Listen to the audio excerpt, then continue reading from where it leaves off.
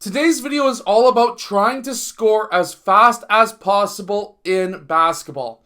You can do this for many different reasons. There could be a reason of just trying to run up the score as fast as possible, or just trying to get some easy, simple layups off of the other team's made baskets. So let's get down. Let's check out this strategy, a couple of strategies that you can run so that you can get some fast break points off of an already made basket from the other team. So basically, after a made basket, you are going to need to get that ball out of bounds as fast as you can and then inbound it back as fast as you can, and then you want to try and push up the sideline if you can.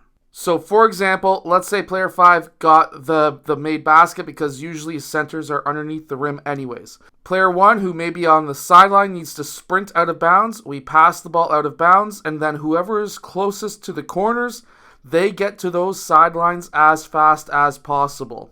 The first pass needs to be to one of these two players. Remember, off of a made basket, player 1 can run the baseline. These other two players, they are going to try and get to half court as fast as possible. They are absolutely sprinting. And let's say the ball goes to player 5. I want player 1 to sprint up the middle of the court. I do not want a dribble. There is no dribble unless you are forced to dribble. The next pass is going to be to player 2 if we can. I really want that pass to get up as fast as possible. Basically, they have 1 second to get the ball out of bounds. They have less than 1 second to get the ball back into bounds. And they have 1 second to get the ball up to half court. After the ball gets to half court, we want to try and get player 1. Player 2 can start dribbling, and now it should be in a situation where it should be a 3-on-1, maybe a 3-on-2 situation, where if player 1 is the trailer, we could pass back to player 1 so that he has the lane to the basket. There's other options where player 2 could drive. It just comes down to situational awareness. Player 4 goes to the corner. This could be a kick out. Either way, we want a paint touch within 3 seconds of getting that ball inbounded from the baseline. Within 3 seconds, we want it in the key. After it gets into the key, it doesn't necessarily matter. We could score, we could kick it out, we could have these two players trailing down where we kick the ball back out, and now we can set up an offense, whatever your offense may be. But we want that ball to be in this paint on the opposite side of the court within 3 seconds of inbounding. We want this fast. Now, I'm going to show you one more play that you can use within this style of offense, but you would want to do this to try and put a lot of pressure on the other team. There's many different reasons why you would want to do this. For one, it's going to beat a press very quickly because by the time that they set up their press, especially for younger players, the time they set up the press, you already have the ball at half court and they're trying to recover back. If they're a little bit older, you're trying to put pressure on the defense to get back. Obviously, you're going to get a couple of layups, but the idea is to try and wear out the other team so that they have to rely on their bench a little bit more. And if their bench is not necessarily the strongest, then you are going to be at a massive advantage because you're using passing while the other team has to play defense, which means that they just can't pass it up on another player. They need to actually run back. So by you just passing the ball up and putting pressure on the defense, it's wearing them out faster, which means that they are going to need more subs. And this is a great way for you to be able to dictate the pace of the game. Now, another option that you could have, let's say the ball was shot, 5 rebounded, 1 sprints out of bounds, we pass really quickly to player 1. If player 1 is on this side, whatever guard is on this side, he's going to call out and say banana or curl or whatever cut you want to try and call it.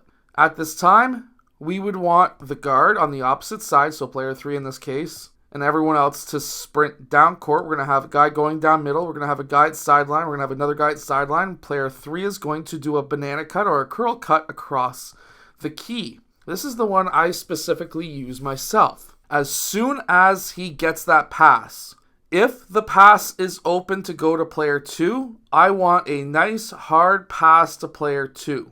If this is the case, then player 2 dribbles down court, and then we're in the same situation as before, where either player 2 attacks the rim, he passes back to the trail man, or if he gets here, he could kick it out to the 3-point shot in the corner. He could also kick it back to player 5 if he's trailing if player 2 attacks the rim. There's a lot of different options here. This is all situational. The main part of the play is what we focused on right here.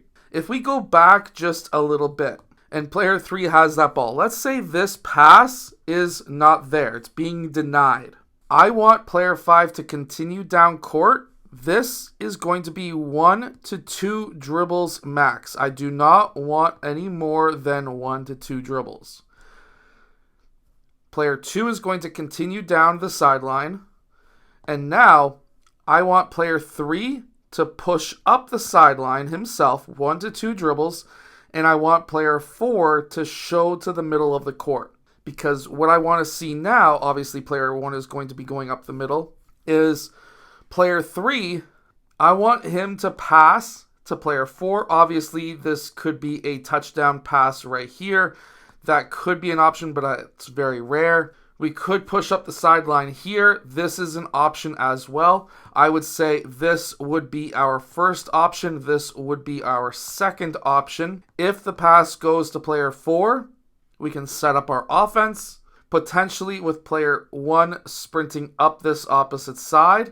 This could be a good option for player 1 to pass to, for player 1 to attack that far side, because we just went through the imaginary line, and every time you go past that line, you have an advantage over the defense. But number 1, in my opinion, or what I tried to go for, is player 2, because then he has the pass into player 5, and we get our coveted paint touch.